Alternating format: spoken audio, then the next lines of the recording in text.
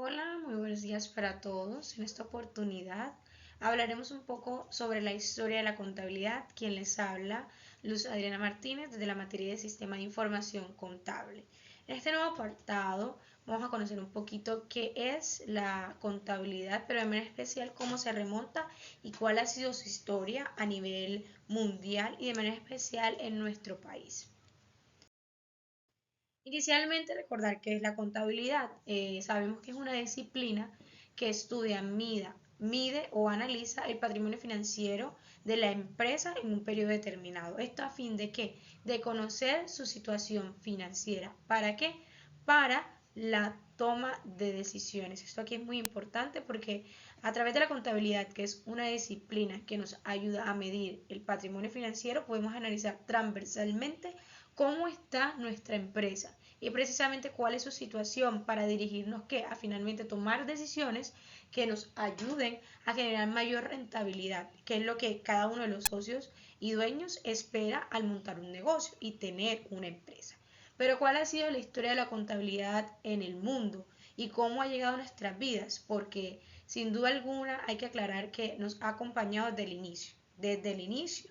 Y cuando hablamos desde el inicio nos remontamos precisamente al año 6000 antes de Cristo. Sabemos que en el inicio en la humanidad eh, había en sí esa necesidad de satisfacer el cambio. Yo fabrico, tú cosechas, yo te puedo dar esto, tú me puedes brindar aquello, y es lo que nosotros le llamamos trueques, que eran las actividades comerciales que en ese entonces se veían. Pero la misma necesidad llevó a recurrir a que si compro y vendo, yo necesito anotar qué estoy vendiendo, qué estoy comprando, cuánto me estoy gastando, cuánto estoy generando para mí. Y aquello lo llevaban contabilizado en las tablillas de barro. Seguidamente, en el año 5400 al año 3200 a.C., salen las primeras impresiones bancarias, más los intereses a las transacciones que había. Ya de alguna manera, pues ahí hablando muy técnicamente, ya había un avance de descubrir que eso que vendo y que yo compro, los imperios empezaron como que, y ahora todo el mundo lo está haciendo libre. Vamos a acaparar cada una de sus ganancias y los imperios empiezan precisamente a hacer esto para tener control sobre la misma sociedad.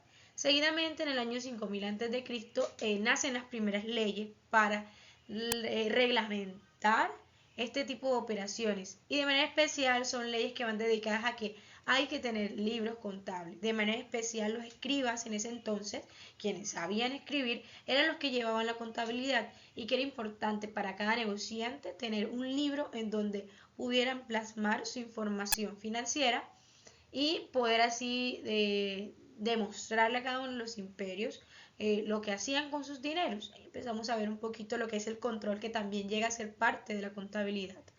Para el año 2000 a.C., pues ya se definen como tal leyes penales y de comercio, que son las de llevar registro de toda actividad mercantil, de toda actividad de compra y venta.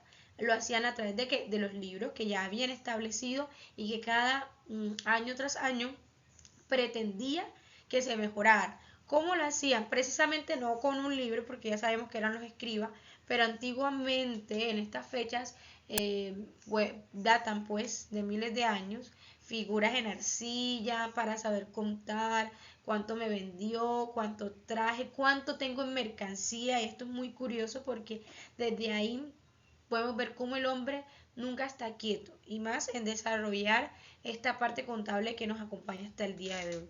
Para el año 3356 ya podemos un poco ver lo de Alejandro Magno y el control de las operaciones adversarias, es decir, los ingresos y gastos que teníamos. Ya ahora sí empezaron a denominarse por nombres. Y para lo que fue la Edad Media en el siglo V al XV, empieza a circular algo que es muy importante y que actualmente tenemos y controla toda nuestra economía, que es la moneda, que en ese entonces se llamaba Solidus, para estabilizar que la economía, porque había cambio, pero no había un cambio general en el sentido de que tú me das esa bolsa de trigo y tú me das esas telas, pero ¿qué te doy yo a cambio? ¿Cómo podemos contabilizar o estabilizar todo el movimiento? Entonces surgió de manera especial la moneda para esos siglos.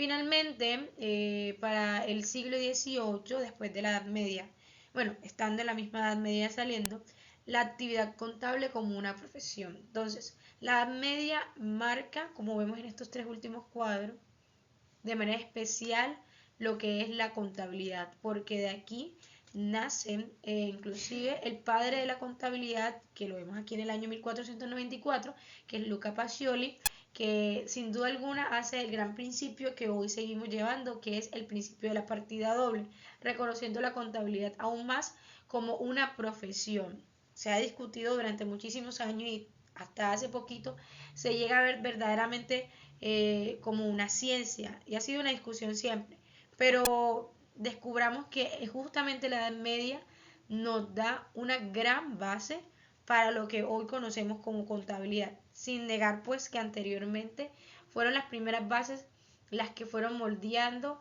lo que hoy conocemos.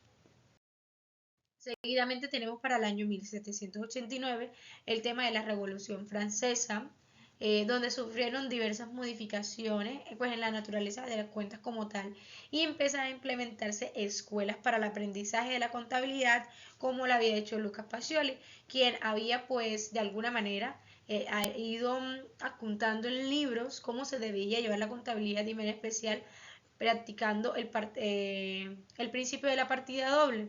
Eso sucede pues en la edad contemporánea. Para lo que es el año 1881 se ve el ingreso a la academia oficialmente como una profesión y empieza ese conocimiento a crecer y esa disciplina empieza a volverse ¿qué? Ciencia. Asimismo, vemos para el siguiente siglo con la revolución industrial que sin duda hizo revolución en todos los sentidos y en todos los ámbitos en cuanto a la creación de máquinas contables, porque ya no nos conformábamos con palitos y trazar, sino que necesitábamos máquinas que nos ayudaran de manera especial a procesar mucho más rápido aquella información matemática que necesitábamos. Para el siglo XX se crean ya las instituciones oficiales, de manera especial internacionales a nivel contable, que necesitábamos para ayudar a regular la contabilidad en un mismo lenguaje. Porque esto es muy importante en este punto, porque en cada país y cada persona lleva su contabilidad, pero tiene que ser tanto un lenguaje universal porque es una economía que circula para todos. Y así en 1916 se dan las primeras instituciones a la práctica contable. Esto a nivel mundial. Ahora bien, ¿qué sucede en Colombia? En Colombia podemos verlo desde la época precolombina, que sin duda alguna nuestros antepasados indígenas hacían el registro contable de manera especial con las pinturas en los trajes. Se las ingeniaban para marcar cuánto vendía, cuánto traía, cuánto ganaban, cuánto perdía. Asimismo, con la conquista española se instala el sistema contable europeo. Ya ellos lo tenían muy bien desarrollado. Vienen y lo traen para nosotros y vamos creciendo con la época colonial en el año 1550 con la contabilidad de partida doble. Lo adoptamos, pero también sucede algo, que es que nos traen los tributos, que es pagar el impuesto, lo que conocemos.